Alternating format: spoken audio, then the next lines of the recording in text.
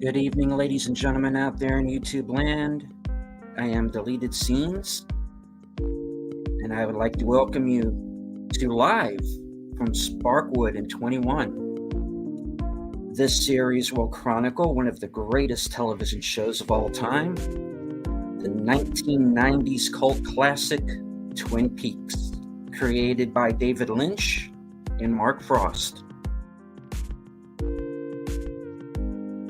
Joining me on this journey will be Superfans Last Call with Troy Pacelli and Netters Network, along with soon-to-be Superfan Aged Boomer. So slide into a booth at the Double R Diner and order a damn fine cup of coffee and a slice of cherry pie as we watch and discuss the first episode of Season 1.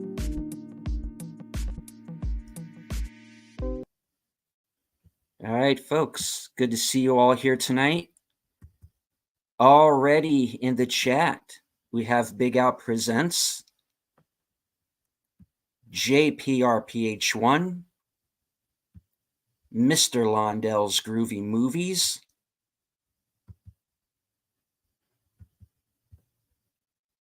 and Evelyn Hampton, Quapla Admiral, and loyal, faithful Blue Wrench, Connie Cleary. And hello to friend of the channel, Shrek, PMRC. Oh, this is live. All right. I am going to bring on my co-hosts right now. The man who's responsible for all this, Last Call, Troy Pacelli. Oh, you had me all excited there for a second. I thought you were going to bring in David Lynch. Of all the, if only. I know, right? Of all the Twin Peaks related celebrities and associates, David Lynch is one that I have not yet met. I haven't met Mark Frost either, but I mean, seriously. But I've met Jennifer Lynch. I mean, that's like about as close as you can get without actually being David, right? Very true. But one more hello, we should say. I don't know if you are listening here on the YouTubes, but Kimmy Lover is hanging out in the at the Cosme Link. Clearly a Twin Peaks fan. I hope that Kimmy is hanging out here so she can hear what we're talking about, or at least so that Kimmy knows when we're going to hit the play button. But yep, there you go. Well, we have another host who is also backstage, so I'm going to bring him on right now. Ladies and gentlemen, Aged Boomer, host of Geeky Geezers, Sunday nights at 9 p.m. Eastern. Yeah, thank you for having me. Whenever I think of cherry pie, I think of that Warrant song. I'm just saying. You know what I'm talking about, Troy? Indeed. I'm just saying. Yeah. She's my cherry pie. You know what? Oh, yeah. Well, no, look, I don't sing well enough to get a channel taken down. I shouldn't say that because I got Paulie taken down doing a David Bowie song that I had just started practicing 3 days earlier. I didn't really know the song. I practiced it. Everyone said I did a really good job. And then like halfway through the song, the stream got taken down. Speaking of David Bowie, another Twin Peaks alum. We'll talk more about him when we get to Fire Walk with Me. See how all this ties together? Yeah. Oh, sure. and Kimmy says, oh, I am definitely listening. So, yeah, I'm going to keep the chat up for the Cosme link. I didn't drop the Cosme link. No, sir. I was just about to bring it up. I dropped it in the direct message to you. I'll see if I can get it into the chat here. Okay. Give me a second. Oh yeah, I guess I can. Invite friends. Here's the link. So I'll drop it. You pin it. Mhm. There we go.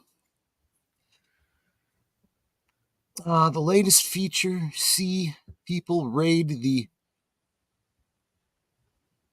I'm completely lost there, Shrek. Is this a conversation that Oh, I see. There's more conversation going back. Okay. I've been completely detached from the chat. Sorry, everybody. I don't know what I'm talking about. All right, ladies and gentlemen, the Cosme link is pinned to the top of the chat. Right. You guys know how this works. Right click on that, open it up in another tab. This way you can watch along, but still hear us. And of course, those of you who do have your own physical copy, such as I do, you Whoa. can, of course, follow along with your own physical media. But if you don't, then the Cosme link is up, ready to go. I understand we have people over there in the chat as well, so I'm going to say hello to them. All right. Well, And I just realized that I'm not sharing as I should be. So give me a second. Let me screen share 720. Entire page. Share the sound. There we go. Share. That's what I needed to do. Okay. Now, yeah, that's better. That's better. Okay. Sorry already. I'll tell you, I had to struggle a little bit to find the correct subtitles, because most of the subtitles I was finding starts out with that 3 or 4 minutes previously on Twin Peaks, and I'm like, no, I'm going off the DVD here, guys. So yeah, I guess we should give a little bit of background, because please. there isn't previously on Twin Peaks. But last Friday on Last Call, we did a watch party of the pilot episode, right? And we kind of talked about it as we were watching it, but deleted scenes. Do you want to kind of give the chat a quick, brief rundown of that 2 hours? Okay. Well, welcome to the town of Twin Peaks. Yeah.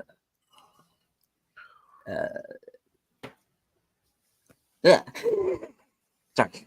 Put you on the spot. Okay. Like that, right? All right. Well, this is a story. It's basically an ensemble cast. It's kind of a cross between Blue Velvet and Peyton Place. Oh yeah, that's a pretty good analogy. Yeah. The main storyline is the homecoming queen, 17-year-old girl named Laura Palmer, is murdered. And an FBI agent named Dale Cooper, played by Kyle MacLachlan, comes to town to help the local police solve the crime. And everything basically networks out from there. And during the course of trying to solve the murder, Cooper and the local sheriff, Truman, kind of start to uncover other things that are going on in the town, kind of buried underneath the surface. Everything looks like this idyllic kind of 1950s type of town. This town kind of never really got out of the 50s. But we start to find out that there are some chinks in the armor, and gets a little muddy underneath. And kind of goes from there. I'm not explaining it very well, but I don't want to give anything away is the thing, for those of you who are watching for the first time. Because I'm splitting my attention, it's easier for me to respond to chats verbally. So Shrek is saying, Twin Peaks brings me back to the days when my mom still lived in her retirement cabin in the mountains of Pennsylvania. Pretty bittersweet nostalgia. And I think bittersweet nostalgia is a perfect summation of what Twin Peaks is. Just my opinion. And Mr. Londell's groovy movies. And if you miss more than a nanosecond of an episode, you'll be totally confused. No, that's why we're here. We are here to guide you. We will be your access guide to Twin Peaks. And we'll talk more about the access guide to Twin Peaks on another stream. But okay, yeah, quick summation. So we were introduced to a bunch of characters. Can't go into them all right now, so we'll introduce you to them again as we watch. But a girl was found dead, wrapped in plastic, washed up on the shore in a small town called Twin Peaks, Washington State, just south of the Canadian border. She was the homecoming queen. She was well loved by just about everybody, but it's starting to look like she might not have had the perfect life that a lot of people in the town thought she did. There are lots of secrets in this town. The Peyton Place element, a lot of people having affairs with other people, or at least just secret relationships. Yes, local sheriff and his deputies are way out of their league. They have never encountered a murder in their town before. In fact, one of the deputies, Deputy Andy Brennan, is such a soft-hearted kind of guy. He breaks down crying just taking the photographs of the body for the file. So they are very happy when Agent Cooper arrives. Why is Agent Cooper coming for a local murder? Because there was another girl who seems to have been involved in the circumstance. She came back alive, but she came down the train tracks from out of state. So crossing the border means, the feds have jurisdiction. So that's why we are where we are. And we're going to be picking up tonight with the beginning of the investigation. I think that covers it, right? Did I miss anything crucial? If not, they'll probably pick it up on the second episode. Agent Cooper likes to whittle. Because that's what you do in a town where yellow means slow down, not speed up. Yes. It's where you can take it easy and have yourself a cup of coffee. Yep. As long as there's no fish in the percolator. Ew. That's a little gross. And donuts. Yes. A police officer's dream, right? Food and drink are a big part of this experience. Yes, cherry pie, eggs and bacon. We'll be talking about that too. And eventually, brie and butter on a baguette. What about biscuits and gravy? Is that ever on the show? I'm hearing. I don't remember it ever being mentioned. I'm not sure how Northwest biscuits and gravy are. It's a Southern thing. Never mind. It's mostly a Southern thing, yeah. Northeast. Probably more likely to get like Northwest. Biscuits and maple syrup, Think about that. That actually doesn't sound too bad. Actually, in Canada, they put gravy on the French fries, which I think is just weird. I've had that before. It's not bad, but it's not something I gravitate to. Why are we talking about things that aren't Twin Peaks? Let's get to Twin Peaks. Well, let's do it. I'm ready when you are, deleted scenes.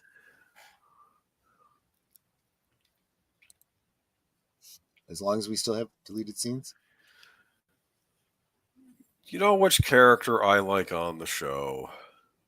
I like the wine connoisseur, but I don't think he shows up till later, right? Yeah, I think that's second season. That might be my next picture. So those of you that have seen Twin Peaks already know this. Those who haven't, you'll find out. You can probably speculate based on the fact that David Lynch is involved. It's a little bit weird. Mm-hmm. Second season gets really weird and makes even less sense because David Lynch was no longer involved, and we had a bunch of people that didn't understand what they were doing and were just doing weird for weird's sake. Not really getting it. But But David and Mark had a way of making it all come together with season 3. So a little foreshadowing for all of you there. All right. And with season 1, you have to admit, regardless of what your thoughts were on season 2, and when we get to season 2, we'll explain all of that. Yep. But season 1 is still one of the best seasons of television I've ever seen. So I agree. I and a hope very short everybody season enjoys too. it, and short. Yeah, they only got half a season, really. I think the network felt like they were taking a big chance on this, and we'll talk more as we go about why I think that was a big chance. Again, this was almost pre-home video. I mean, it wasn't. I was able to record this whole show on VHS as it aired, but you couldn't buy a copy of it. It wasn't released for many, many, many years. And it wasn't streaming anywhere. So, because there was no streaming back then. So, right. And you also have to remember this was kind of pre-Twitter. So, I mean, it didn't have the social media backing behind it that hell, I think it was pre-AOL. Today. It may have been. But the internet was dial-in. Yeah, I'm trying to imagine what Twin Peaks under present day social media would have been like. Well, you kind of get a sense of that as you watch The Return, and you see all the people on social media getting hyped about it. Really. Indeed. Yes, I remember that was a thing. Yeah. We will definitely talk about the Dancing Dwarf, the little man from another place. Possible spoiler, also known as the Arm. Yep. We'll talk about it. I would like to say we'll explain it, but the best we could do is share our own personal interpretations and let you decide if they have merit or not. All right. Well, let's not keep everybody waiting. Let's start the show. Okay. I'm ready when you are. Let me make sure that we do a quick refresh here because, there we go. Okay, good. If you've been sitting on Cosme for a while, you might have to do a refresh, but I will be ready when you are. Okay. All right. I'm do ready. You want me to do the countdown? Okay. Countdown. 3, 2, 1, go. And we do that because if you're, joining us, on the rewatch or whatever, you're going to need your own copy. Again, I love this piece is called Falling. It's by Angelo Badalamenti. Very atmospheric. I think it really gets you into the mindset. That little bird that you see at the very beginning, the fans have affectionately called Flappy. He's got a whole backstory in Flappy Bird. Yeah. That's a video game. It was before there was a video game. Okay. They stole it from us. Okay. I believe you. And again, 51,201. The Axis Guide says it's actually 5,000. That it was off by a decimal point.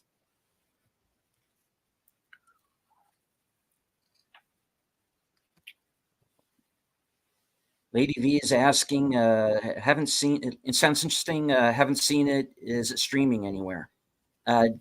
Not to my knowledge. What is? We're asking, is Twin Peaks streaming anywhere? It used to stream on Showtime because Showtime, of course, put the new series out. So I think they had the rights to stream the old series. Yeah. It's possible it's on Paramount Plus. I'm kind of curious. I can go check that for you. I highly, highly, highly recommend you get the Blu-ray collection of it. They have a collection which includes the original and the new series in one set. Yeah. The Great Northern From where Hotel. that shot was taken, you can literally feel the mist on your face. Just realized I don't have the. And this is the next day. Yep. Every episode in season 1 is one day. For many people, this was their first Twin Peaks episode because, as we said, the pilot was lost for a while. Yeah, if you didn't see it on its first run through, and you picked up the videotapes or whatever, you didn't get the pilot episode. No. In fact, the first DVD edition does not have the pilot movie either. Is that right? It doesn't. It was the later release, the one with the gold cover. Mm-hmm. I love the suspenders.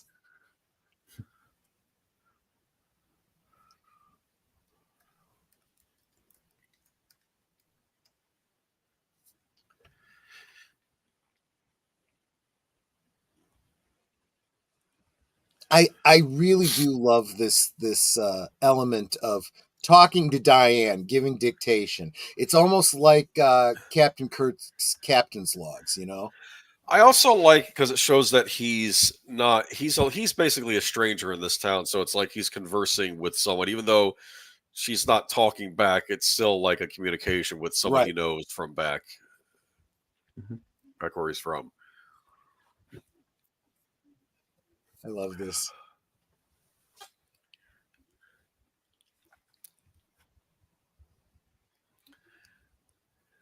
That could be a whole stream in and of itself. That would be a whole series in and of itself. Yeah. By the way, I did want to mention that Twin Peaks is on Paramount Plus. There you go. Right on. That's right. Big Al says Piper Laurie, rest in peace. And many others as we go through.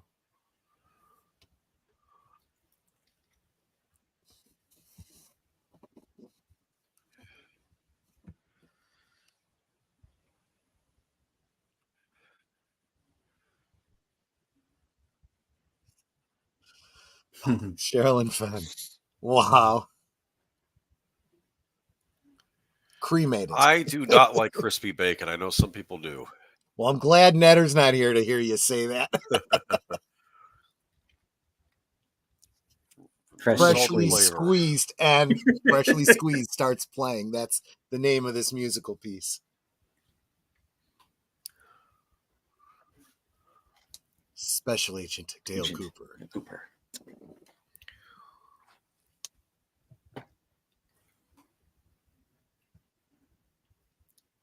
So you could pretty much sit wherever you want.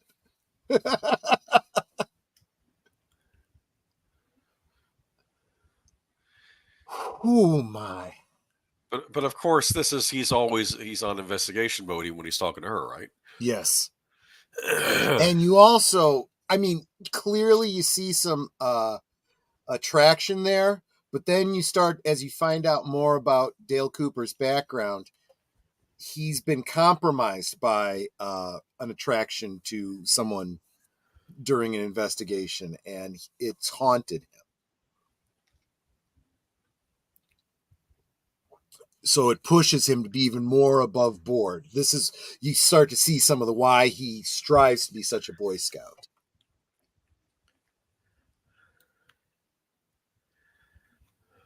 Which is very hard to do when you're sitting across from Audrey. Yes. That question, do your palms ever itch? It's like, oh, that's a loaded question. Yeah.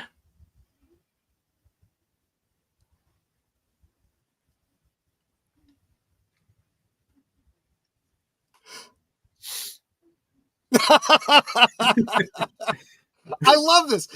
Both characters, he walks in and they're in the middle, the mouth full, can't talk.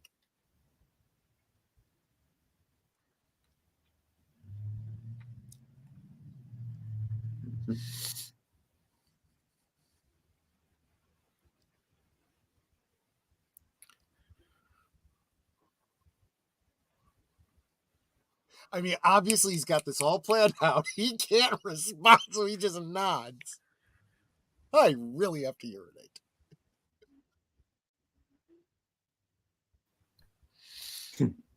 Gulp.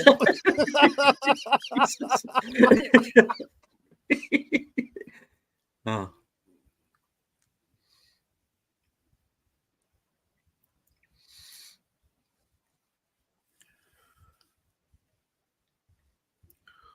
So one of the things that I've gotten from many of the people that, you know, co-starred in this show is they were as kind of confused as the audience was with some of the craziness, the humor, but they took the drama seriously because they figured, I guess it's kind of like Richard Donner with his verisimilitude, right? Just play it straight and everything else should fall into place. And you've got some great character actors here that really make you feel. You see he's trying to be professional because he's a doctor giving, witness, expert testimony, but this is someone he cared about. His daughter's best friend, whom he delivered.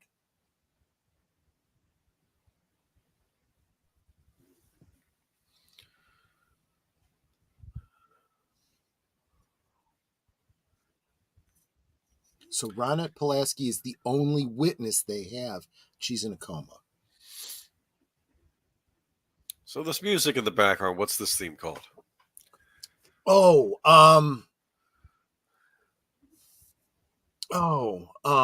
So Dark? I think of Twin Peaks, I think of this theme.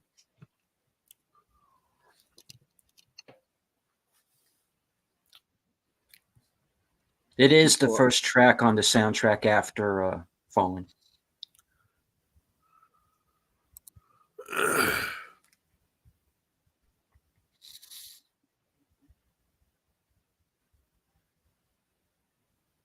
I mean, it's a motif from Into the Night. So look at that.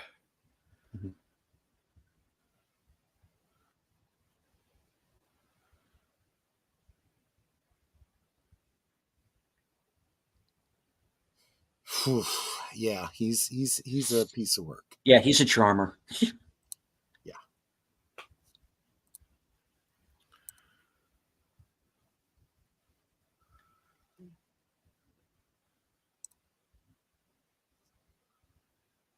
That blood.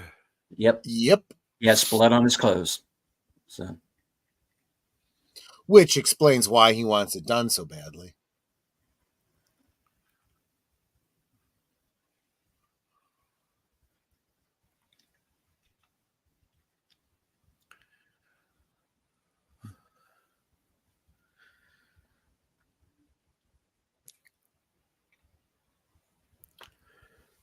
Oh, please don't. I hate that. Yeah, he's reminds me of Steven Seagal on some level. Yeah, it's the ponytail. Yeah. Welcome, emotionally unstable amphibian. Whoa. Yes, glad you could join us. Oh, I thought you were referring to this guy as the emotionally unstable amphibian. Well, he is actually a squid. Yeah. There you go. No. So James Hurley is clearly channeling James Dean, Oh, for sure. A little bit of De Niro on the waterfront, Not De Niro. You're thinking of Did I say De Niro? I meant Brando. Yeah.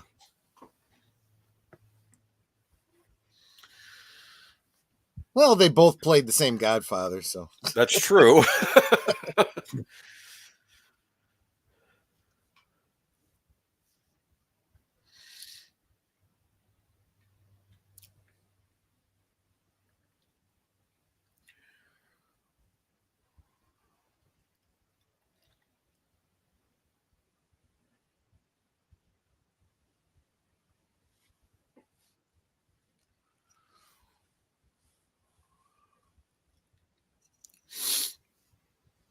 yeah.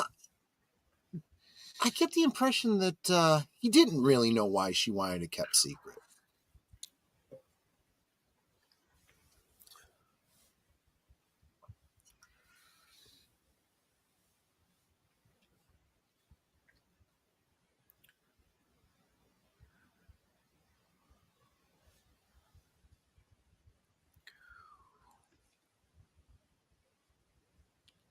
Never really thought about it before, but he's pretty honest. Yes. Yeah.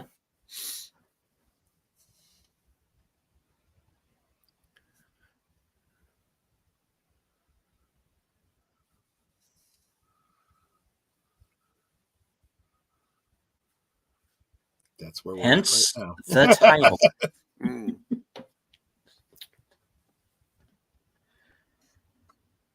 And it's a crossroad. That's kind of, I think, symbolically important too. So every time you see, the street light, the traffic signal.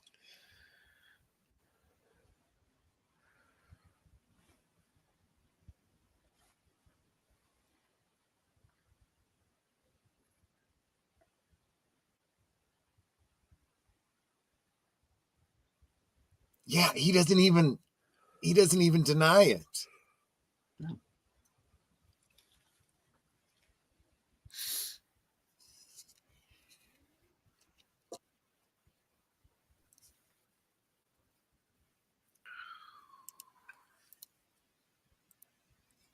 Well, that's actually a little harder to answer than you might think.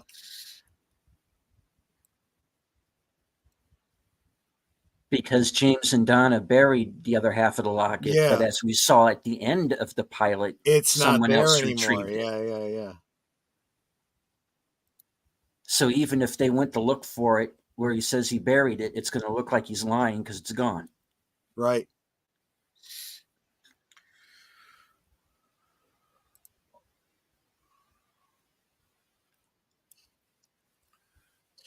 So, let me go back to the chat. Mr. Lindell, the guy playing this character is a James Dean type. Yeah, James Marshall. Don't want to get too into it, but he should have had a great career ahead of him. But he had some acne and he was taking some medication to get it cleared up, and it just messed him up. And he ended Wow. up in this big lawsuit with the pharmaceutical company over it. What was the drug? I don't remember. Huh.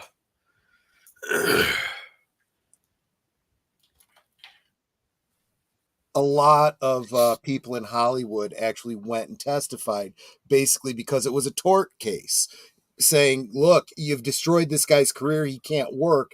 And, he definitely had a huge career ahead of him. Wow. Yeah, he was coming off of A Few Good Men. Yeah. Which was, of course, a Best Picture nominee, now classic film.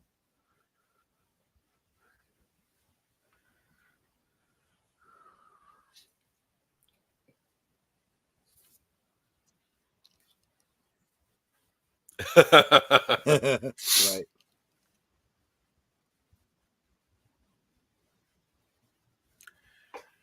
Yeah, how dare you get yourself murdered, you silly girl. Okay. Well, yeah. So Mike Nelson here on the right. I'm gonna say it. I say it like all the time, but Gary Hirschberger in real life, great guy. Had lunch with him at one of the meetups, and I mean he just came and said to me and Nanette, he's like, "Hey, is anyone sitting here? Can I join you?" We're like, "Yeah, that would be awesome."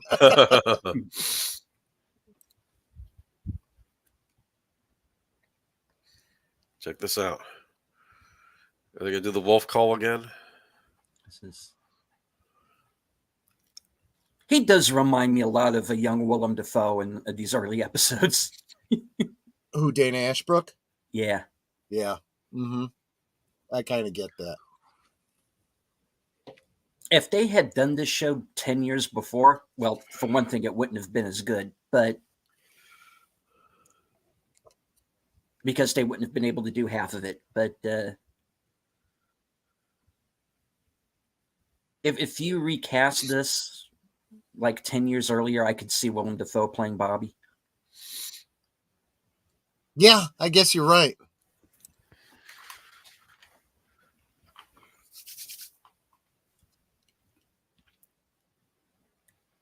Not that I'm trying to recast everybody, because everybody on the show is great. It's perfect. Yeah. You don't want any of them recast.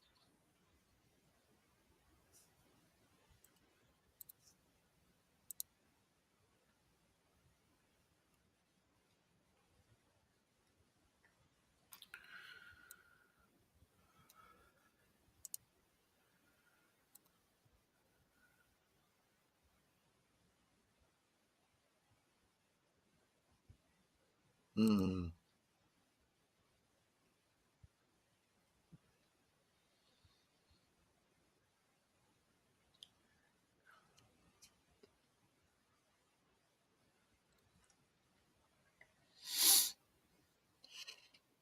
I'm starting to realize, honesty seems to be a quality of the characters you're supposed to positively associate with, right?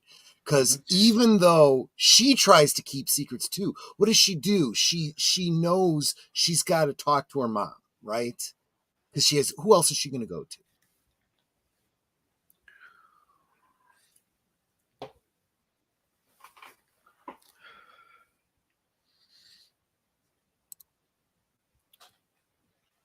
Wow. Because as the show goes on, you get to figure out,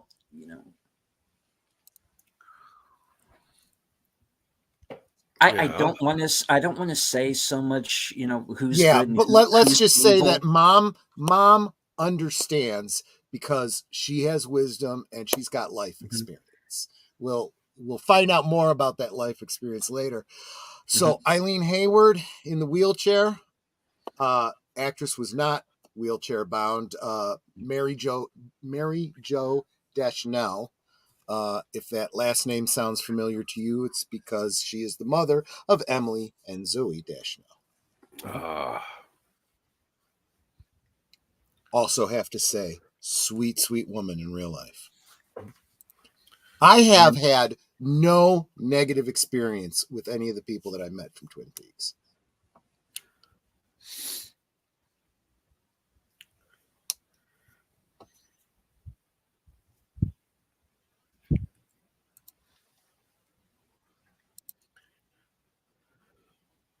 Oh, he's one of my favorite characters.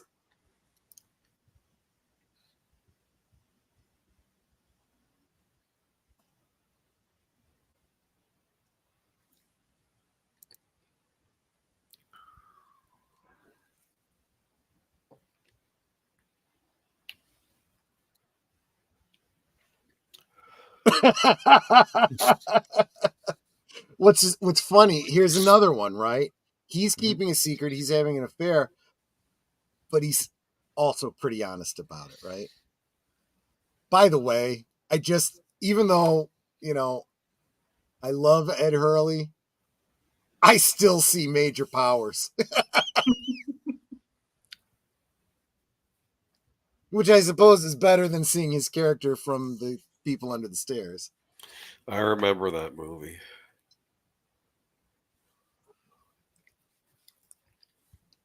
The Lamplighter Inn, which he mentioned at the beginning of the pilot. By the way, that was a great drink on Friday. Oh, I like trains. It's a Lionel, right? One would imagine. Oh yeah, especially when you see Christmas lights around the top. If they're getting ready for holidays, it better be a Lionel train.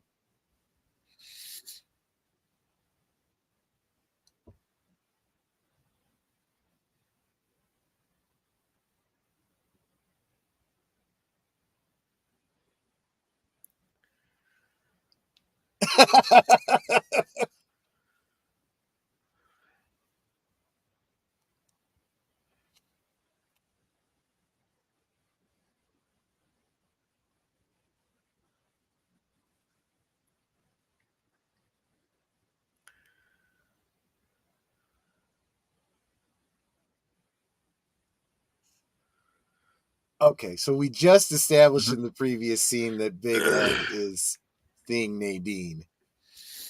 Now Nadine sees his wife, and she's like, I don't even know what to say to this woman.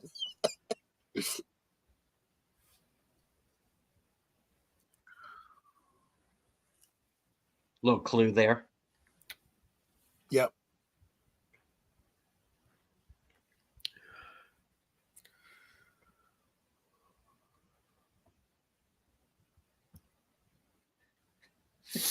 Very true. Very true. She gets Yep. spookier.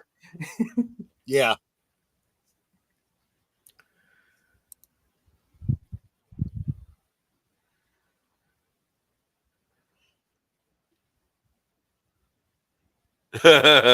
He's got a point.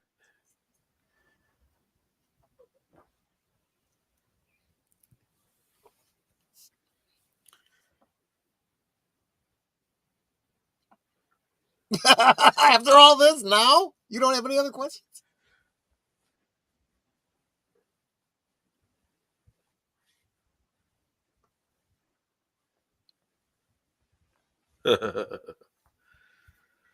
That's not a bad throw-in. Wasn't necessary, but it was a nice throw-in.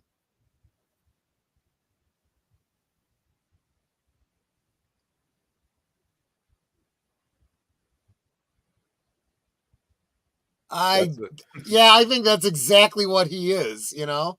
I think it was a little self-referential, you know? Is he cleaning the fish he caught yesterday? Yeah.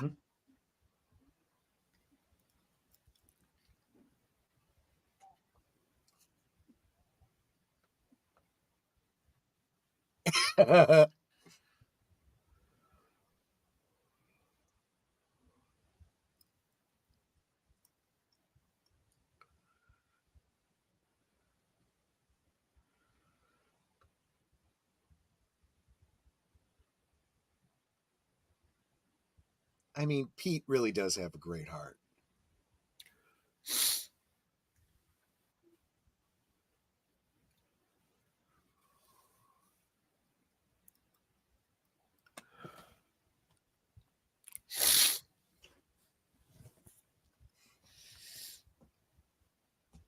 And of course, you saw he was.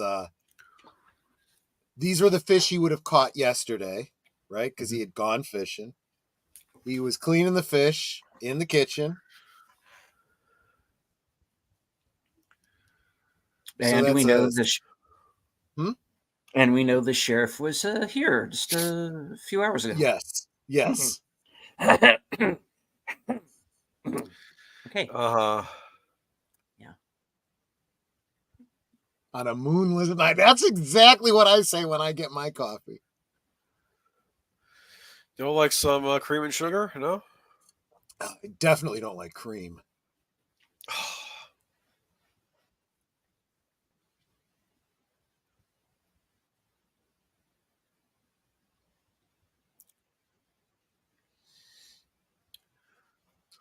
So you're going to see this recurring. Laura helping her with her English. You're going to find out she volunteered for Meals on Wheels. She helped out Audrey's brother who's autistic.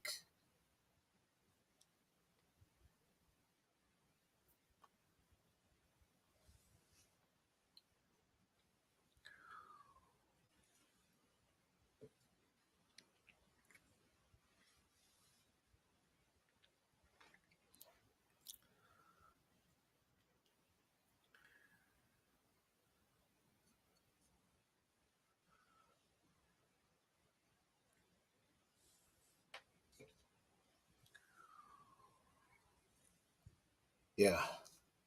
Mm-hmm. Here's the other thing. Because of when this takes place, you got all landline phones. I like those phones. I know, I missed that. You had plausible deniability if you didn't pick up.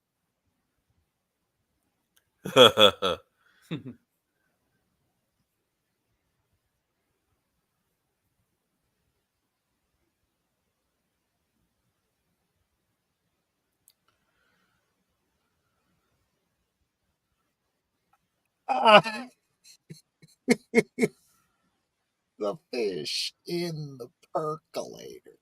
Did he just drink some? Yes, they both did. It's like, oh. Yeah. Harry's even getting a little nauseous. How did it get there? The world will never know. That should be like the series 4. Should explain that away.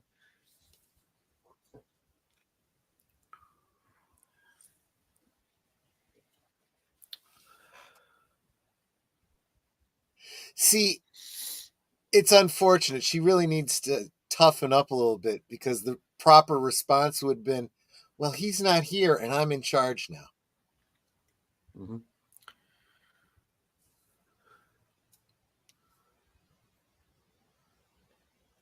And yeah, and he's cleaning it out thoroughly.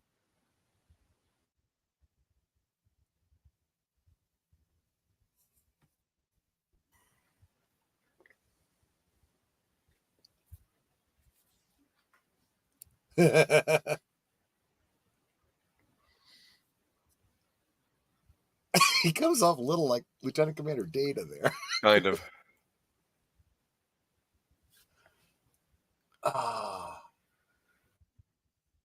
And as Big Al said, Piper Laurie, rest in peace.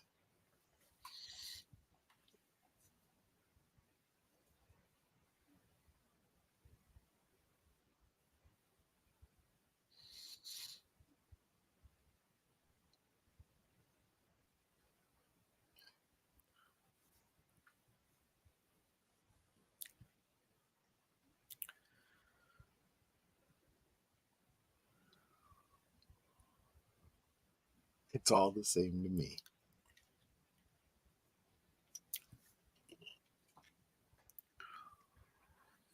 Mm.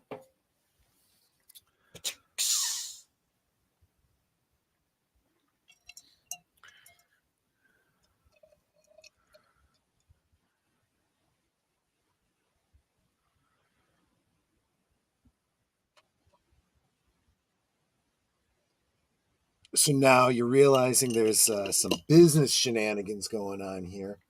The old mill. She wants the mill shut down, and so does he.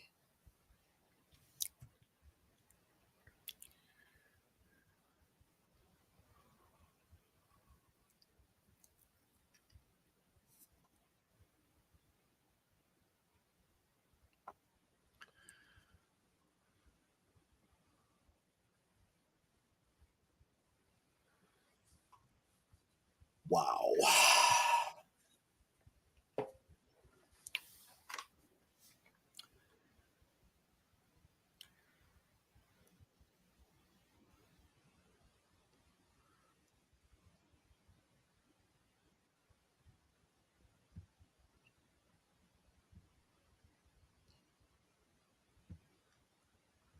Yikes. I hear thunder. Yep. Well, it rains a lot in Washington State.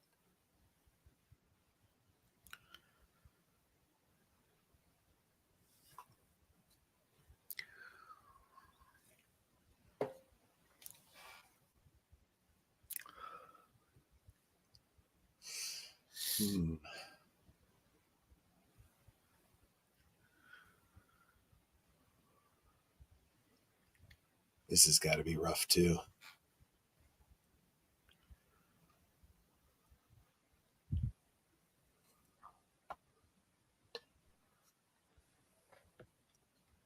The reason that this is such a worthwhile rewatch is after you've seen the entire series, going back and rewatching it, knowing what you know, Yeah. Every conversation takes on a very different hue. I mean, it's bad enough. Sarah is obviously a grieving mother. But then as you learn more of the history, she's got even more grief than you realize. That's weird. Yeah.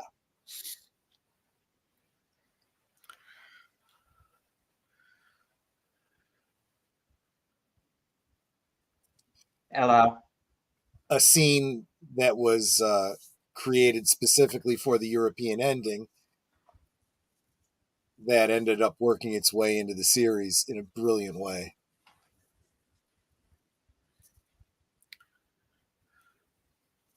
And obviously, it's very easy to understand why she would be a little bit unstable.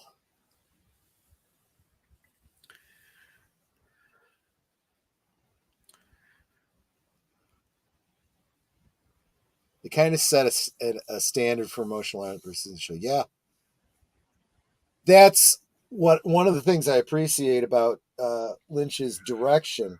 He really lets the actors emote, right? He trusts the people he brings in to play the role that they've given him.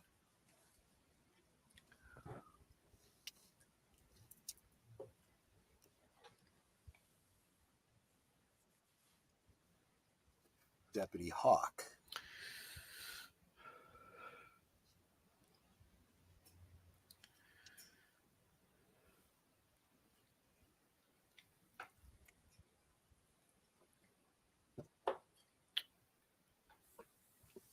It's got a billy club. They were far more ubiquitous back then. Now it's tasers.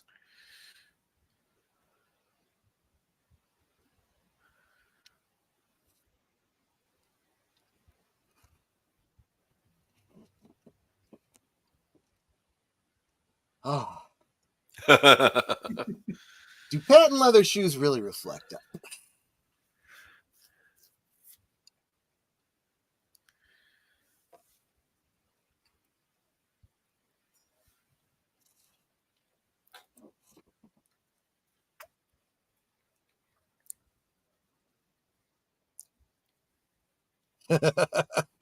Grand entrance and nobody notices.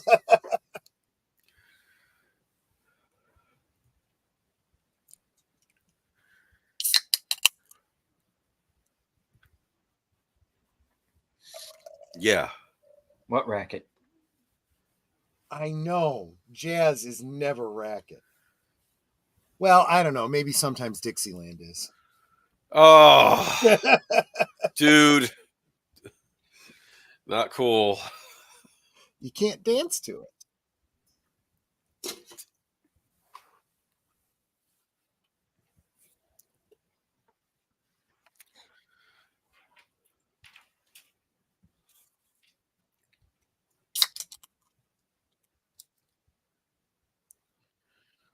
Yeah, how that happened? I wonder. Sort of.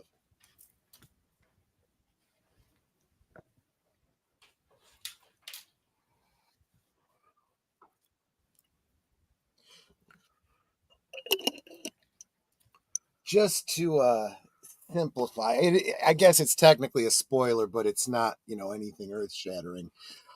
That business deal that he was talking about with Catherine, the reason they want the the sawmill gone is because of the Ghostwood project he's working on here, and his daughter has just jeopardized.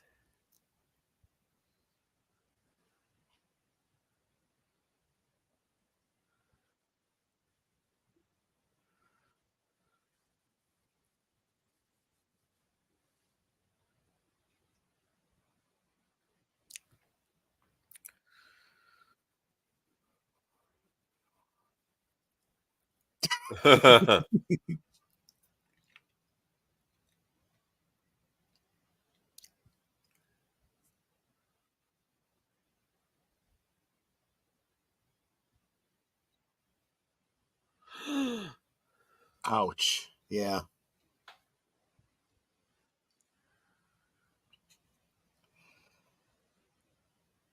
That strikes really hard as you get to understand her character. I think to say that she has daddy issues is kind of an understatement.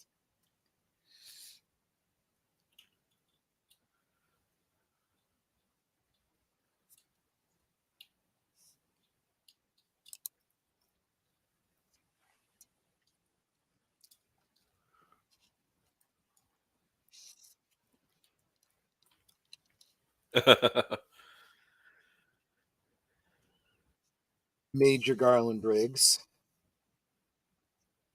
played by Don S. Davies, another rest in peace.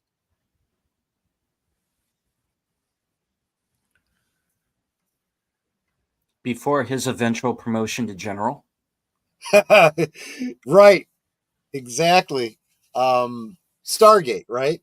Mm-hmm.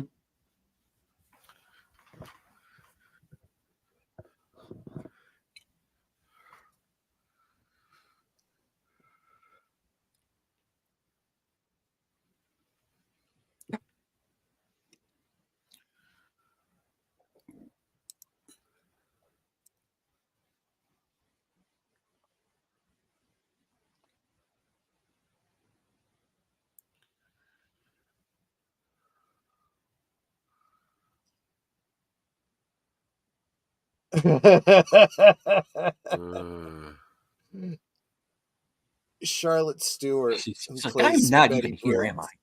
Yeah. Is that Meatloaf? I think it was.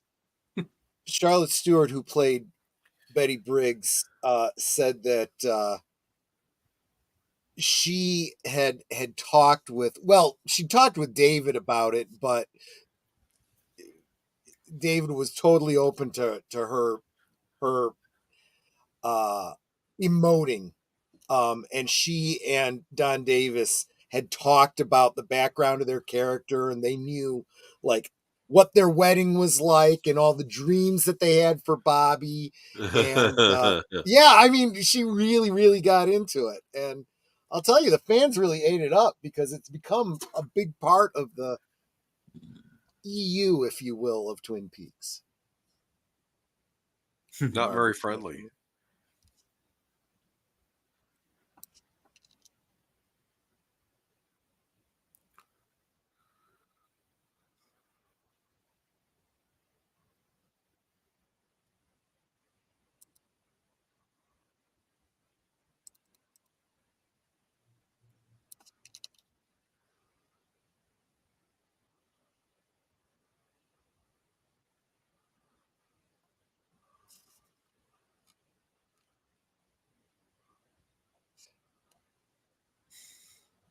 Peggy Lipton.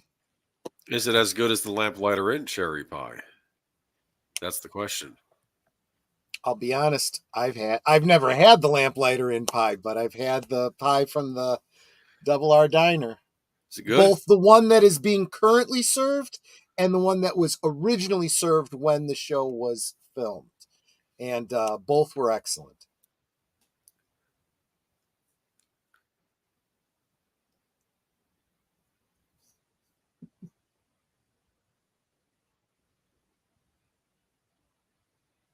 You're just like everyone else. Thought you'd be different.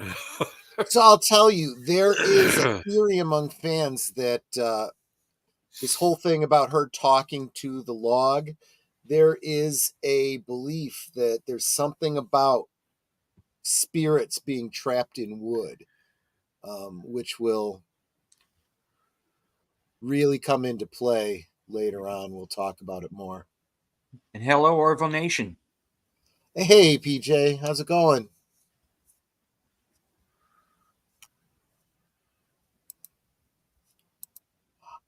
I do understand him being concerned and wanting to know where his shirt is.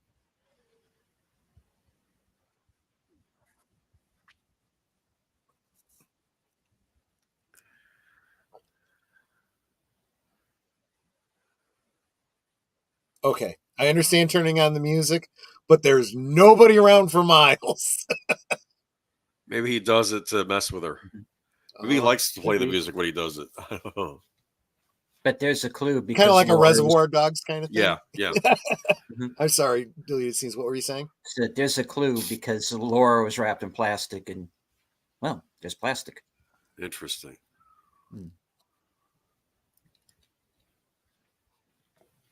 I took notice of that too the first time I saw this.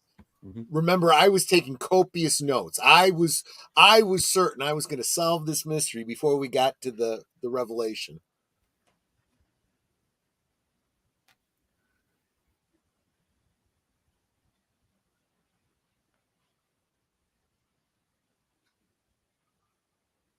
A roast. And just a personal spoiler, I did not solve the mystery before it was revealed. When you find out who the killer is, it's a gut punch that I did not see coming. It really Roast is. roast beast. Mm-hmm.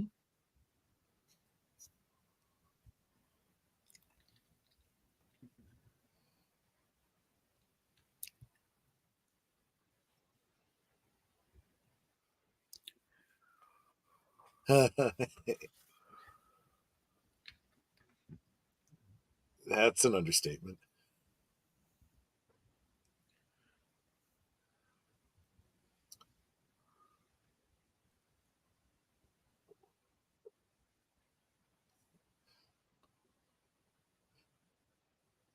I'll be honest though, the recasting of Donna didn't mind too much.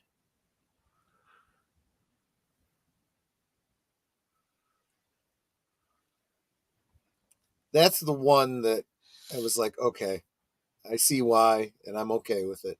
Right.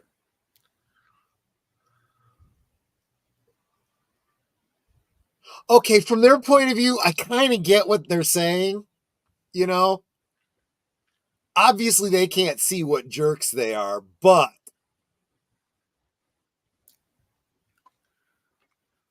oh What? gosh.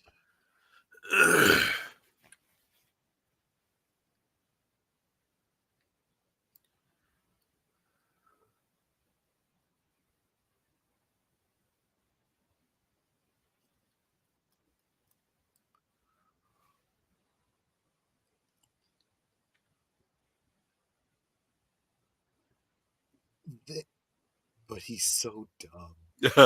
Which is unfair. What she means is he's very innocent.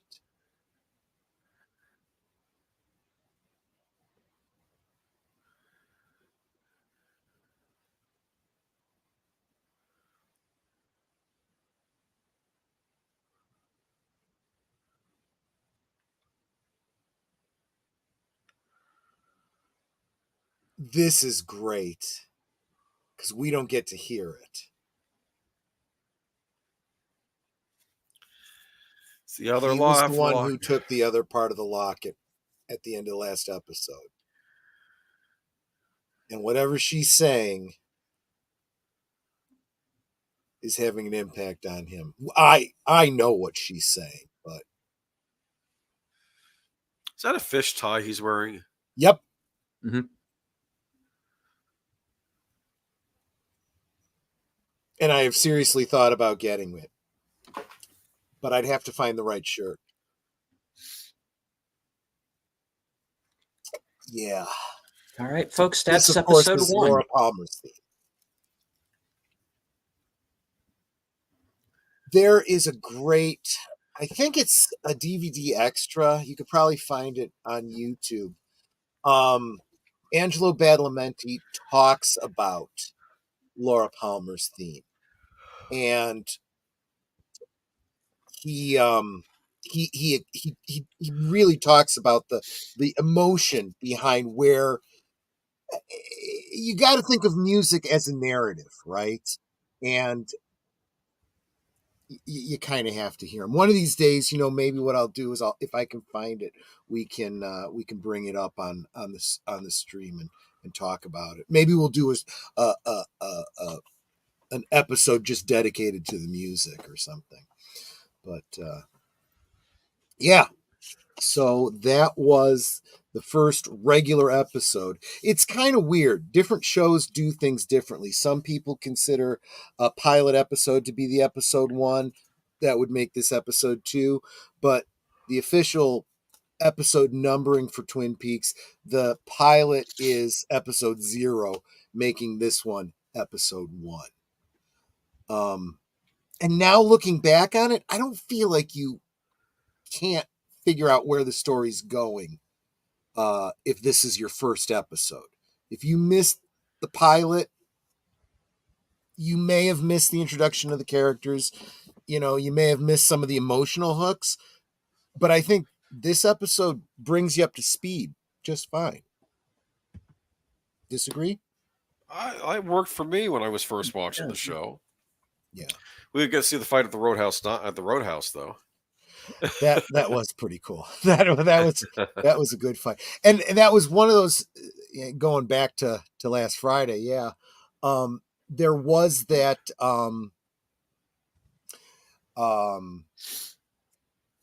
There were a lot of incidental characters that you really don't see again that actually lend something to the verisimilitude, right?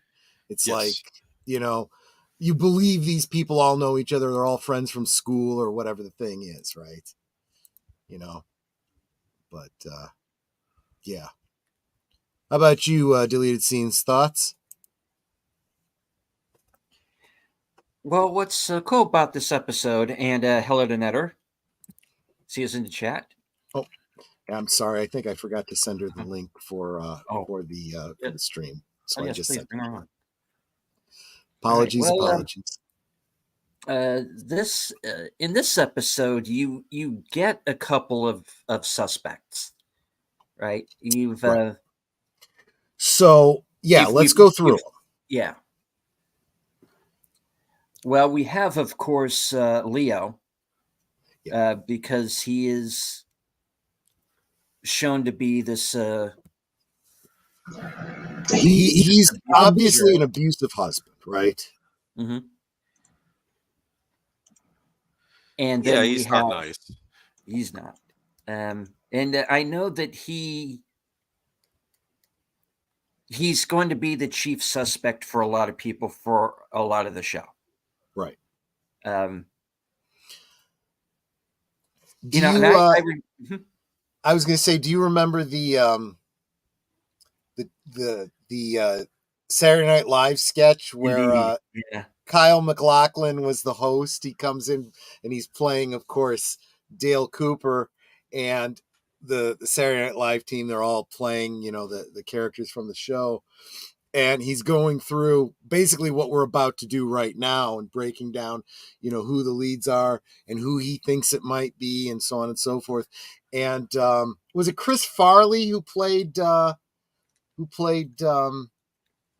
Chris Farley was Leo. Yeah, Chris Farley played Leo, and he comes in and goes, "I did it," and he goes, "Yeah, I feel like I'm onto something. I did it. I killed her. I beat her in the head and I wrapped her in place. I threw her in the river. I killed her. I admit it." And he's like, "No, that's just too obvious." It's funny. But yeah. And even my mother, back when I was first watching this, says, "Yeah, all signs are pointing to Leo. That's too obvious, so it can't possibly be him." Mm-hmm. But seriously, right? You have the bloody shirt. I mean, that's as good as a smoking gun, right? You got the bloody shirt, and he was hunting last night. Exactly, and deer carcass blood. we are gonna find out where he was the night before, which doesn't help his case any.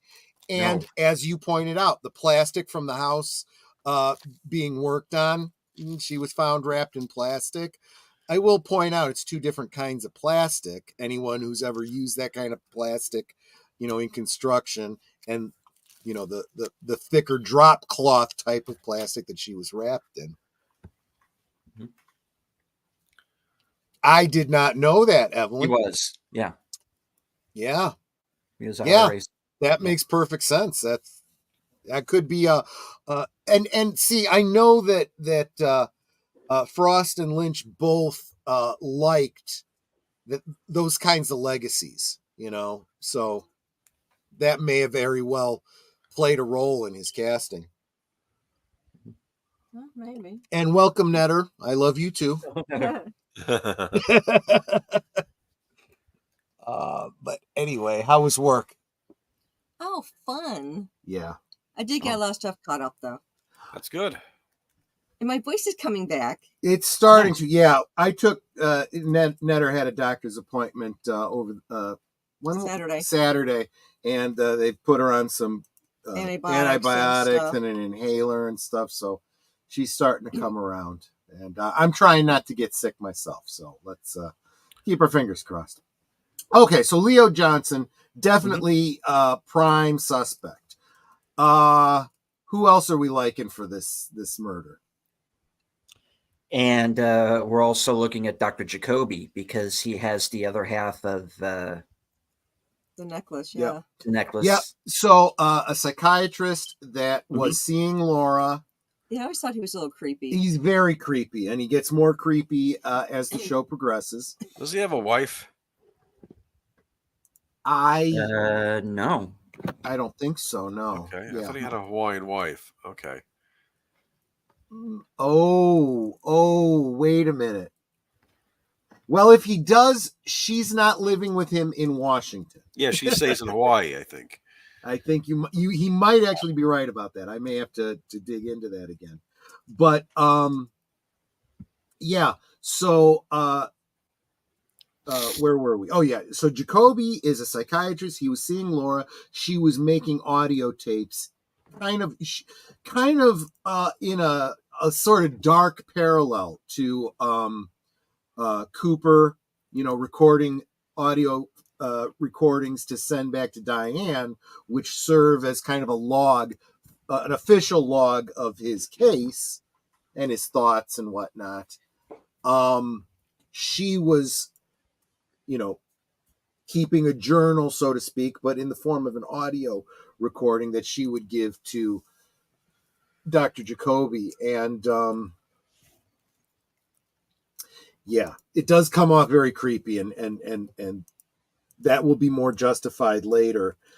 He's definitely a weird one. And yeah, he followed the kids into the woods and got the other half of the locket. What's that all about? So that's suspect number 2. Who else we got? I was thinking her boyfriend. Yeah, Bobby Briggs, right? I never liked him through the entire series. I just thought he was the biggest jerk. You're kind of not supposed to. Yeah, you're really not supposed to. Although I will say this, as I said earlier, all of these characters, they start out as caricatures, and they definitely have arcs throughout the 2 seasons. And then by the time you see them in the 3rd season, they make use of the 30 years in between. Just like, the people you knew in high school, when you see them at a reunion, you're like, holy crap, I can't believe this is the same person, because they have 30 years of history. Well, they do the same thing with these characters. That's something that I don't think I've seen any other show do in a believable way. But I don't want to ruin anything for the return. We'll focus on Bobby as he is right now. So if James Hurley is the James Dean, but kind of a good version of James Dean, Bobby is kind of the James Dean, but the bad James Dean, right? Right. He's the rebel full of rage, right? You're tearing me apart, that kind of thing. And he was clearly involved with some things, the football and all that. We'll find out more of the details about that later. His connection to Leo Johnson, and we already know how bad a person Leo is. So, yeah. He's also, we've seen that underlying rage. We don't see him, quite the same as Leo, but he certainly has that potential, right? Also, he's the football star, and he was seeing Laura, who was the cheerleader, right? And the homecoming queen, but he's also seeing a married woman, and he can't let Leo find out about it because it's Leo's wife, and Leo will absolutely kill him. Yeah, he's not. These are two bad guys, basically, right? So of Laura's two boyfriends, we don't know this for sure, but I'll give you a little peek into the future. We know that James did not do drugs with Laura, as he said, because I kind of underline the fact that he's honest. And it's actually surprising how honest he is. When he said, I didn't do drugs with Laura, it's because he really didn't, whereas Bobby, he was never asked it, but we know he did. Or we're going to find that out. Okay. He definitely involved there. In fact, I could almost draw some correlations between Bobby and Ray Liotta's character in Goodfellas. We'll talk more about that as we get, probably when we get to like Fire Walk with Me. But yeah. So, and I guess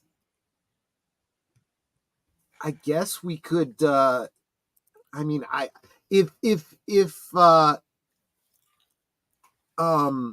Bobby is a suspect,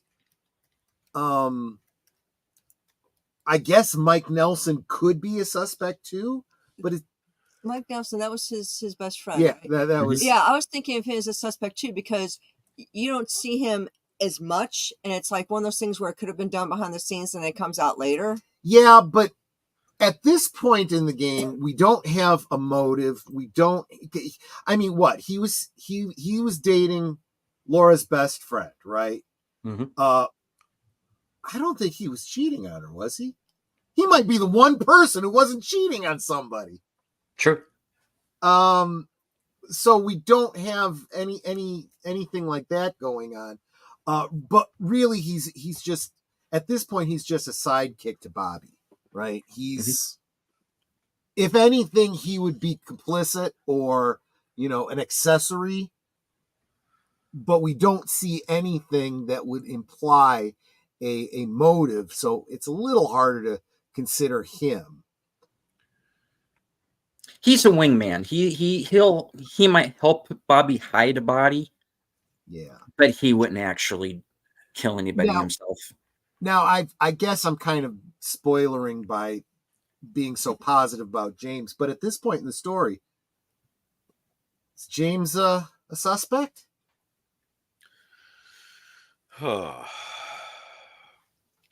Well, in my opinion, and of course I've had 25 years to think about this, but I think this is the episode that clears him for what you said, because he is so honest. Yeah. Well, but keep in mind, as a viewer, as of this episode, we don't know that. True. But he may be able to provide evidence of stuff later on that might help him catch a kill that maybe he doesn't. I could see him not realizing, like, he's missing some detail that he would provide to the authorities, And at this point in the story, you don't know who the Bookhouse Boys are, so you don't know since you don't know where James stands, you also don't know where Big Ed stands. Mm-hmm. Is this Bookhouse thing, are these good guys or are they bad guys? Are they like, at this point, we don't know.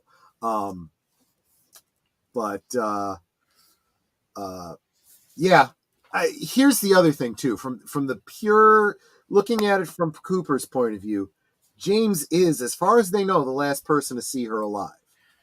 That always makes you the number one suspect, right? Right.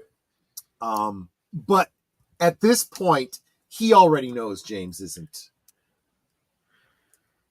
the one. He's already told Sheriff Truman he didn't do it, let him go. Mm-hmm. So if you are going by the Sherlock Holmes rule, okay, when Sherlock Holmes says they didn't do it, they didn't do it. He may not know who did yet, but this is how deductive reasoning goes. We know he's not responsible, so and he's got that special Sherlock Holmes insight. So in narrative terms, we give it to him, right? Now we also have, I would call these second tier people with we don't see their motives, but we know that there's dirty dealings going on, right? The mill. They want the whole situation with the mill. We don't know that Laura has anything to do with any of that, right? But we know that Catherine and Ben Horn definitely have some big. I mean, they're talking about arson, So obviously, these guys are capable of crime. Don't know if they're capable of murder or not. Although we do know that Catherine's brother, that's Josie's husband, died 1.5 years ago. And as we find out more about his death, start wondering if there was another murder in Twin Peaks that hasn't been investigated. Oh. Yeah. So just putting that one out there. I think that pretty much covers it, doesn't it? Have I missed any suspects? I mean, there's no one else that's really obvious. Anyone in the chat have any thoughts at this point? Without, if you've already seen it, don't spoil it. I don't know, the Joan Chen character. I don't know. She's a little suspicious. I'm not saying she's involved, but yeah. Yeah. Mr. Londell says, although I know what's going to happen, it's too early for me to assess suspects. There are too many layers to peel back. Yeah. I mean, Josie, that's her name. Yeah. Yeah, Josie Packard. Yeah. Right. There are more suspects, but we haven't met them yet. Excellent point.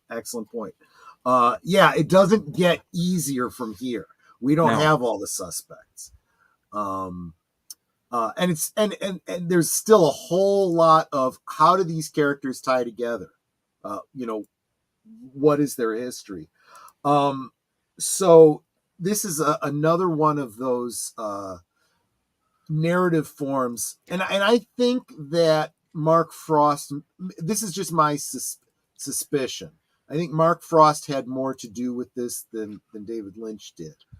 But this idea that there are books and audio tapes and stuff that supplement this story, right? Let me see. There's the Secret Diary of Laura Palmer, which is worthwhile to get the audio version too, because it is read by Cheryl Lee. The authorized biography of Dale Cooper, My Life, My Tapes, and the audio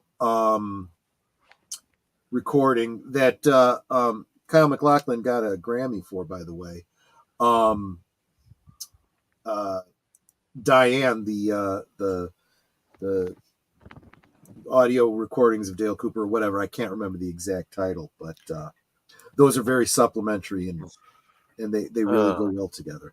I think that the audio tapes came out. You're muted,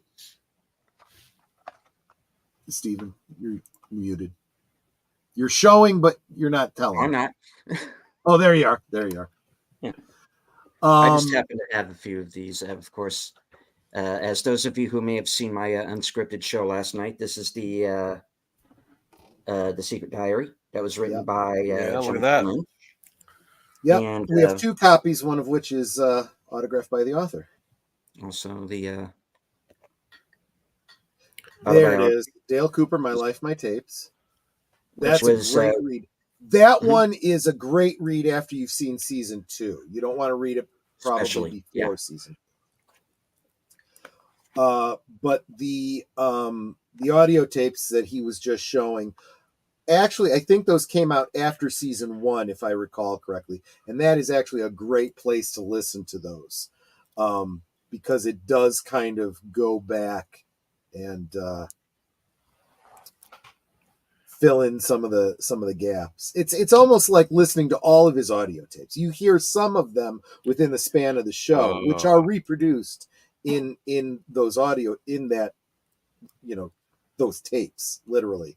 But there's additional recordings, that didn't show up in the show. It's really cool. So what I was getting at is all of those supplementary materials, and unlike anything else, unlike Star Wars or any other, franchise where you could say, well, you know what, if it's in books, if it's in, extraneous material, it's not canon. Honestly, when it comes to Twin Peaks, we're dealing with a whole different animal here. What is and is not canon does not matter. First off, you don't need any of that stuff to follow this narrative. And when you do have it, it gives great dimension. But again, you don't really need it. And it doesn't change anything really, because all the important points do end up, being covered within the span of the show. In a way, I think of Twin Peaks and the supplemental materials to be very much like, in my opinion, an early version of an augmented reality game. Which you couldn't even imagine how such a thing could exist before the internet. But Twin Peaks, I think, laid the groundwork for that kind of a thing. Cool. Which I think Lost kind of picked up and ran with when, if you were watching Lost, there was, a book that was, talked about within the span of the show, and they actually released that book, and it had some insight if you paid attention and whatnot. And so yeah. So this, and Abrams said that he was definitely inspired by Twin Peaks when he did Lost. So, Right. I mean, absolutely. That element there too. So, and that becomes even more true. There's a couple books that Mark Frost put out in conjunction with the Return. Again, great reads, but not absolutely necessary to read. Yeah.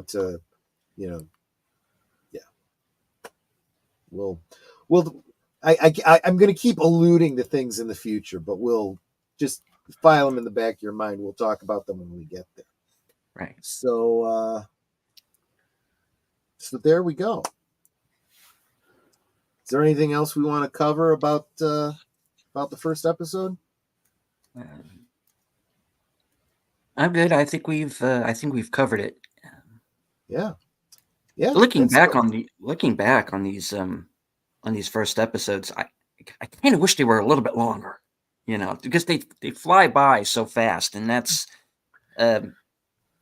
not so fast that you can't follow it, but it's just so perfectly paced. Yeah. Yes. Yeah. That I would have no problem if they were 20 minutes longer. And it honestly has that serial feel to it, right? Mm-hmm. Very much so. It's like a detective serial, and I think it that was clearly what part of their inspiration was, and famously, David Lynch didn't want the mystery to be solved. He felt that when the mystery was solved, the story was over. And he was very much pushed by the network to solve the mystery. And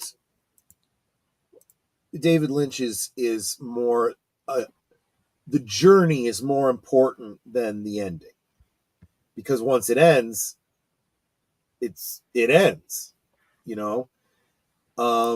and he intended this to be a narrative that continues. And I believe that he intended it to continue not with him telling this story forever, but you are supposed to imagine that the story continues forever. You tell the story yourself in your own mind. What do you think happens? He has asked that many times of people he's interacted with. What do you think happens next? You know? And it's and then when you say what happens, what does he say? Interesting. Yeah, that's exactly what he said. It's very interesting. That's a great thought. But he doesn't say whether that was his idea or not, what he was thinking, and he may not have even thought that far ahead. As we get closer to the end, like the end of the return, I'll start talking more about what I think the gestalt of this is, what I think David Lynch's intended takeaway is, if you haven't already gotten there yourself by that point. But because I honestly feel like season 3, I've heard a lot of people say, oh, it raises more questions than it answers. I don't think so.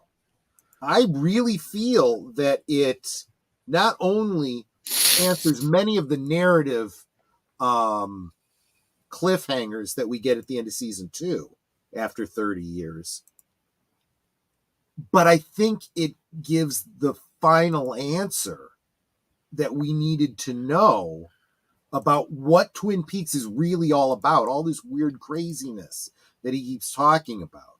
And as we go, you're going to see there's going to be, does this have to do with aliens and stuff? Is this, like the X-Files, or is this, supernatural, spiritual type stuff? Or, is it just weird for weirdness sake? Is time travel involved? I think we get that answer, and I think we get it so obviously that I think people are overlooking it. I think he tells us the answer in dialogue, and people are still going, I don't get it, Well, like I said, when it comes to season 3, I do have a couple of theories, which right now, having not yet seen season 3, and when we do get to season 3, folks, you will be seeing my genuine first watch reaction to it. This is another reason I'm trying to be so careful with the spoilers. If for no other reason, I mean, I don't know where everyone in the chat, is and will be as we go through, as other people join the chat in the future. But I know that Steven hasn't seen season 3, so I really don't want to ruin it for him. This is going to be a great little adventure we're going on here. I think this is going to be good. But great. I am so glad that we're doing this. I am really enjoying a rewatch is best when you've got at least somebody in the group who's never seen it before or isn't as familiar with it as you are, so that you can share it and talk about it with them. Mr.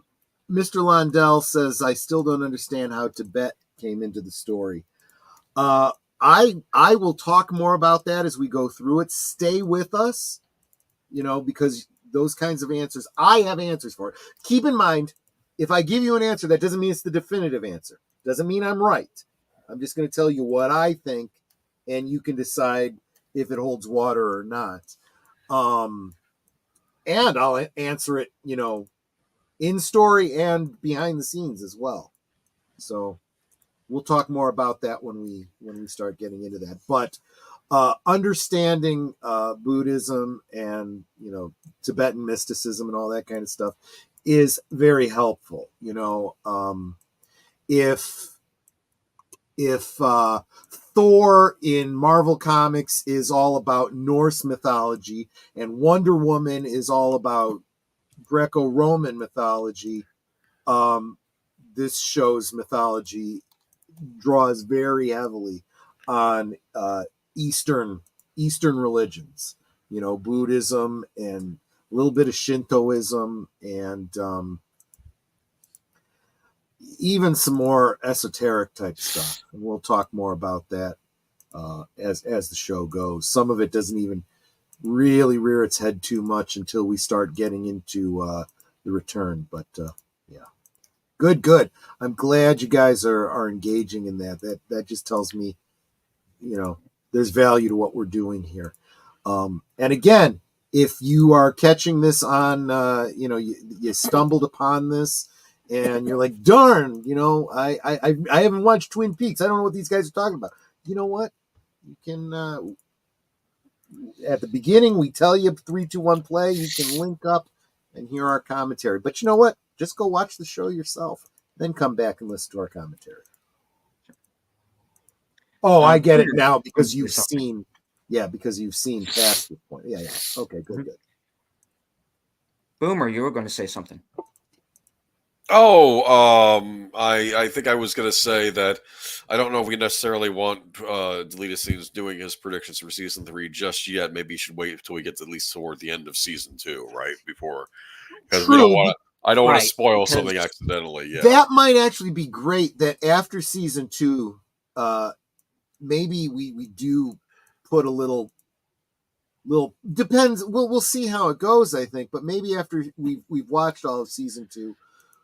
Maybe we do look at some of the extraneous material. Maybe we, kind of chew on some of this, and then we get, Deleted Scenes predictions for season 3. Keeping in mind he hasn't seen it yet, and what he thinks might be there, and it's not really spoilers if it's speculation, right? So, so yeah, I think that's great. I'm enjoying this. This is great. This is awesome.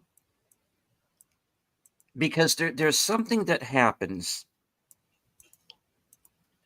and when we get to that particular chain of events, I think there's a big clue to something that's going to happen in season 3 that's buried in season 2. So that's why I don't want to come out. I can confirm that applies to a lot of things, but what you might be referring to, I don't know. So we'll have to get there when we get there. Right. But anyway, I hope everyone enjoyed it. I don't know if Kimmy Lover is still with us, but I hope you enjoyed it as well. I hope you'll come back next week. We will be doing this every week going forward. And hope you tell your friends about it, because honestly, Twin Peaks is the kind of show, we talk about this on our various channels a lot. What's missing from all these streaming shows and whatnot is the water cooler talk. And Twin Peaks is one that really lends itself to water cooler talk. Talking about an episode, what did you get out of it? What do you think about this? So on and so forth. So bring your friends along. Get them caught up on the last couple episodes and follow along from here out.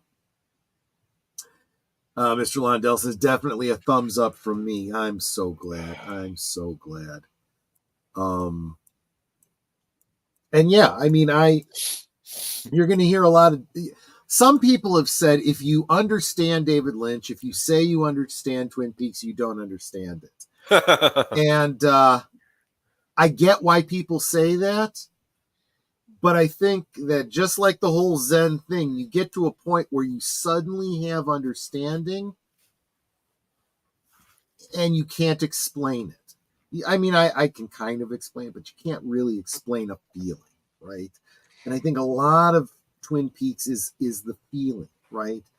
There is the literal interpretation of the narrative we're watching, but there is also, how does this make you feel? You should always, everything you see in Twin Peaks, you should, if you think from the straight narrative, you think you follow it, ask yourself, but does that feel right to you?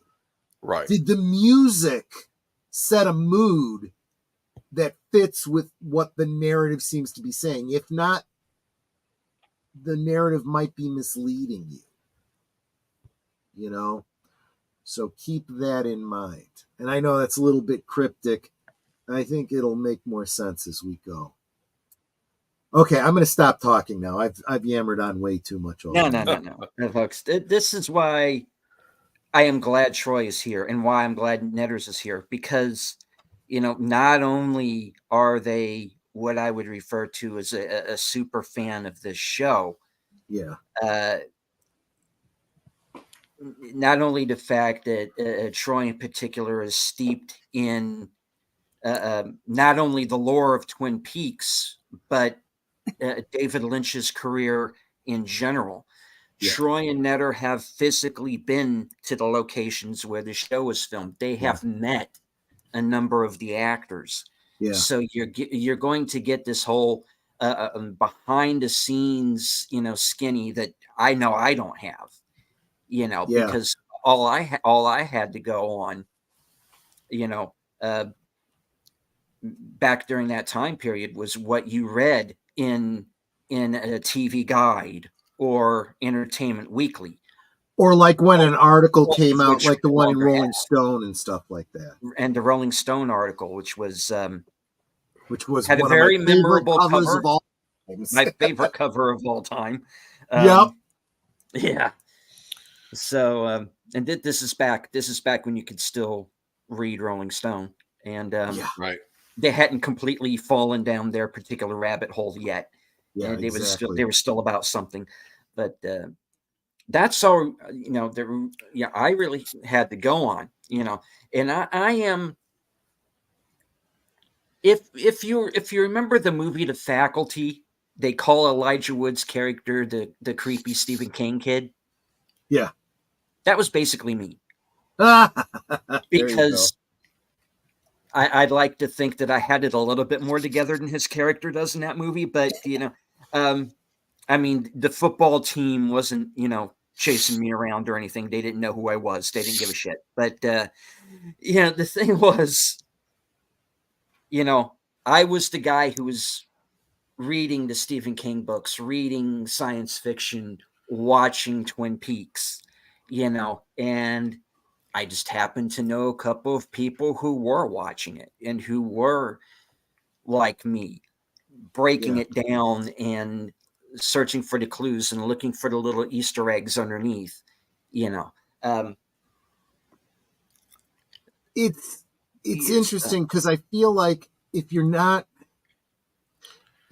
keyed into the David Lynch thing, if you are not abstract, shall we say, in your thinking, if you're trying to take it too literally, you might be really disappointed. And honestly, to start out with, I went in with that linear, like I said, I was taking the notes, I was going to solve this mystery, did not do it. When you find out, what it was all about, you go, it's like a gut punch. And there's, on the one hand, you feel like, oh, there's no way I could have solved this mystery. There's a lot of mysteries that do this, where they throw out a number of people and it could be any one of them. And it feels like they chose who it was at random, and there weren't the clues there that you could have solved it, which is dirty pool. It's like, I never had a chance. Mm-hmm. I don't feel that's the case, although I think a lot of people did feel that way about this. I think the clues are all there.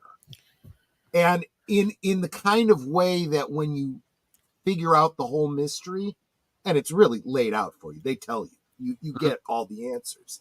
It's like, you don't want to believe it. It's almost traumatizing.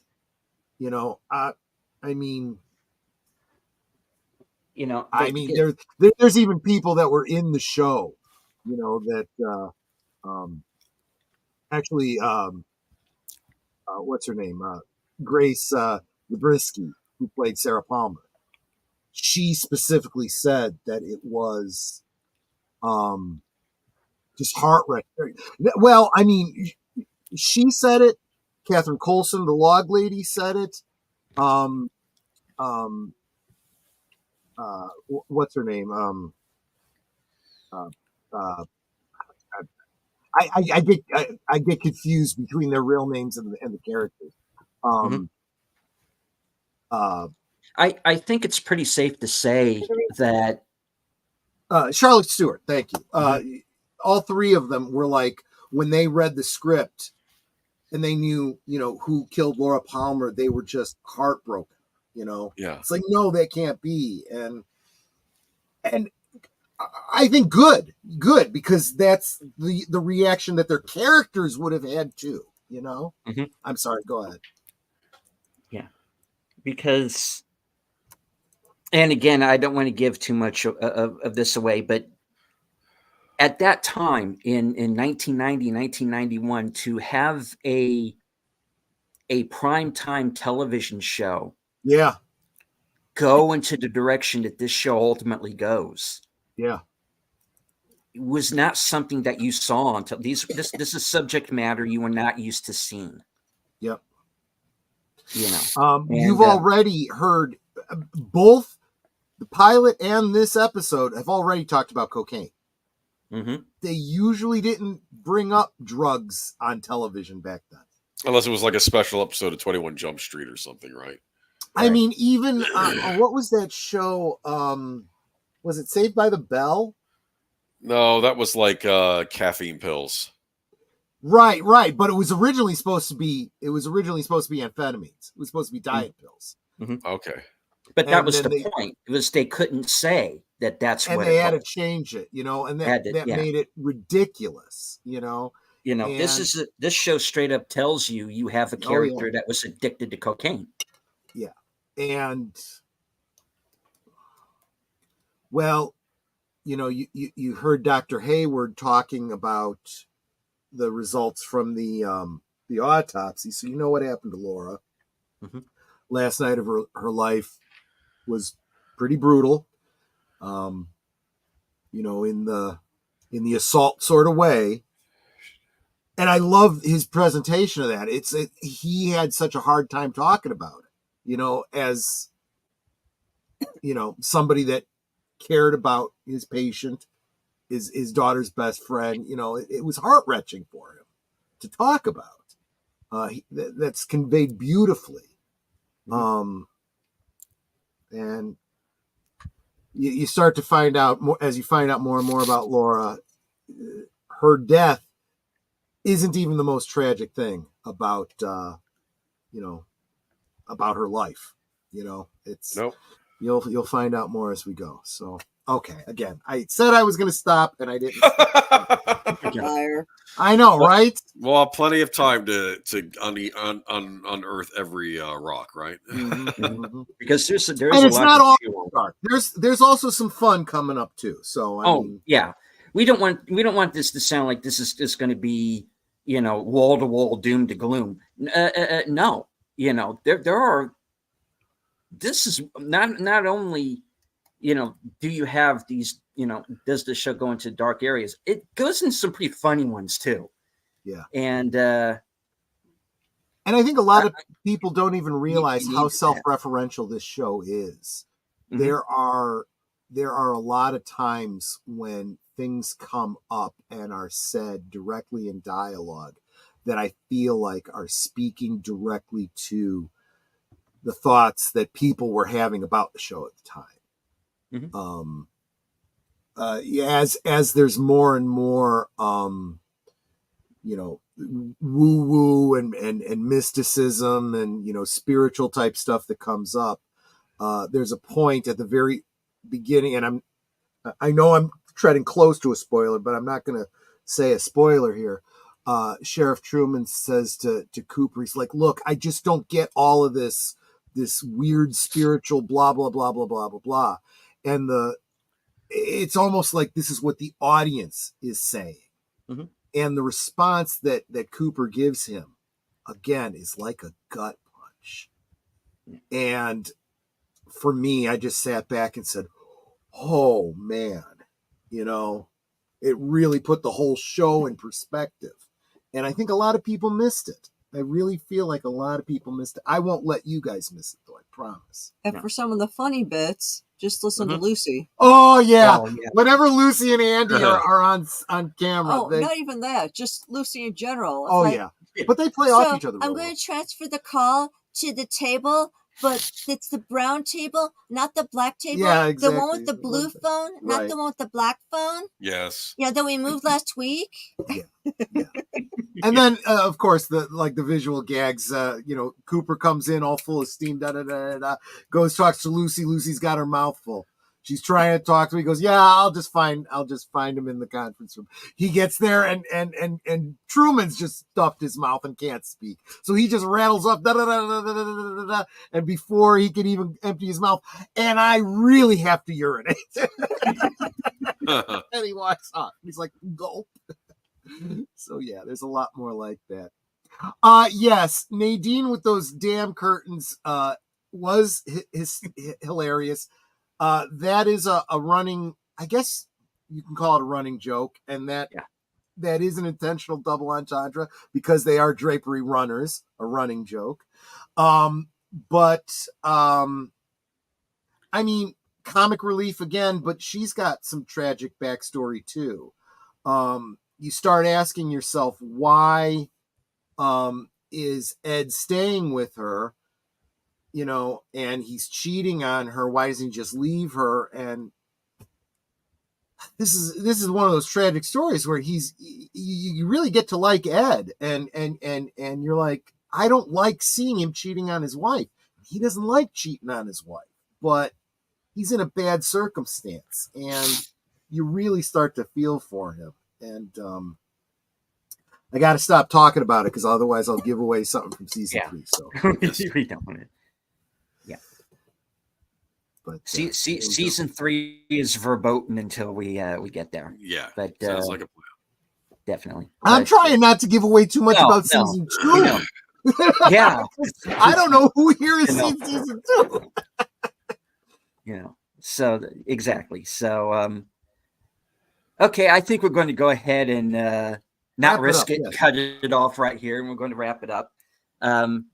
Any final thoughts, Netters? Well, for those of you who have not seen this before, you are in for one heck of a mystery. Yep. I think you're really going to enjoy all the crazy. There's, you know, as Troy had mentioned, there's lots of like mysticism type of things that happen, but there's, you know, also a lot of funny things, but there's the tragedies as well. As it becomes more and more unraveled, it's like you kind of just see the puzzle coming together, and it will make sense. But as Troy also said, it's very tragic. Yeah. But I think you'll enjoy it. Boomer.